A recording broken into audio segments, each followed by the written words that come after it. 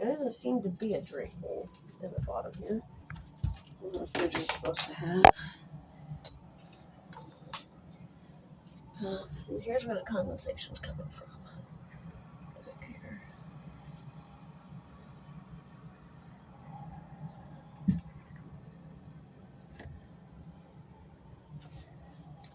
So I need to find a way to not block it. But it keeps on filling up in this drain pan down here. There's not a hole for it to drain out. It looks like it's supposed to drain out in the back. That's probably clogged, and I can't move the machine to get in the back and look.